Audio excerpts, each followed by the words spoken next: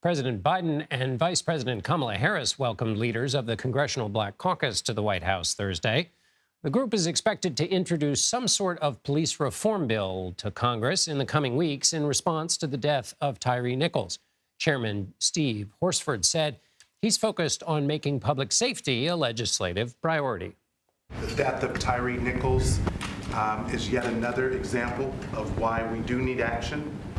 But you've already led on the action that we've been able to take through executive order. We need your help to make sure we can get the legislative actions. For now, we're going to turn to CBS News senior White House and political correspondent Ed O'Keefe, who joins me now, hopefully from the White House lawn. There he is. Hello, Ed. Still here. Ed, the members of the Congressional Black Caucus want legislation, but the prospects seem dim. The House is controlled by Republicans, and the last time the George Floyd Justice and Policing Act came up, negotiations broke down in the Senate. Tim Scott, who led those negotiations for the Republican side, said that bill's not coming up again. So what's actually possible? That's a good question, John. And just a few minutes ago, senior members of the Congressional Black Caucus came out of their meeting with the president to say they're pushing him on all fronts, hoping that he can take even more executive action, some of which he took last year in 2021 when that bill failed. They would like to revive the George Floyd Justice and Policing Act and add to it. But they're also calling on communities to be taking action as however they can to ensure not only that people who might come into contact with police officers are able to go home safely, but that police officers also go home safely at the end of their shift. This caucus understands that this is a significant uphill climb. It's probably the definition of one in this town, at least the way Washington is carved up right now.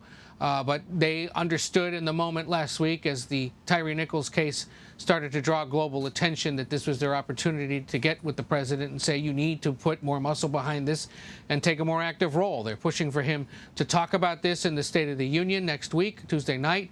White House officials haven't entirely committed to that, but they haven't committed to that because it's unclear what exactly is in that speech at all. It's a process that continues, as you know, right up until it's delivered, so the shape and form of it will be determined in the next few days. Beyond that, the president wants them to work on this, but has made clear that for now he's pretty much done everything he can from an executive standpoint, so we'll wait and see how the talks go.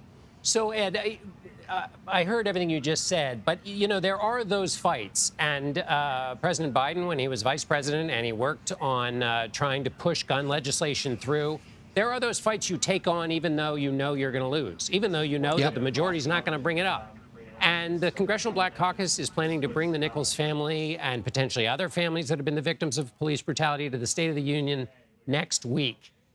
Do you think it's really, is it really the case that President Biden is going to just let that go by? Or do you think there's any possibility that he puts this into the speech knowing that there's no possibility, but that on some issues the moral thing to do is make a stand?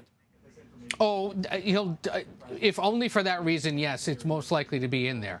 The question is after the speech, how much time and attention does the White House put into this? And so that's what remains to be seen. You've got this issue as important and urgent and concerning as it is to all Americans, but you've got other big domestic issues. You've got the fight over the debt limit, which is going to take several more months. You have immigration reform. You have the broader concerns about gun safety in this country.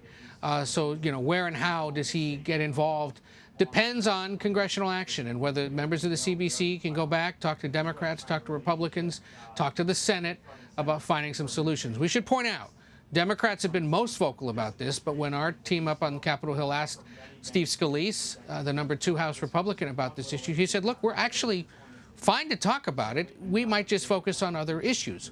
Police training, more money for body cameras, which helped capture the Tyre Nichols meeting, and those issues as opposed to calls for limiting legal immunity for police officers or restricting when armed force can be used against somebody. Getting into tactics seems to be the trickier issue for Republicans, but providing more money and manpower certainly is something that all sides agree on, and then training and making sure that they're being properly trained. All right, Ed O'Keefe from the White House. Thank you, Ed. Take care.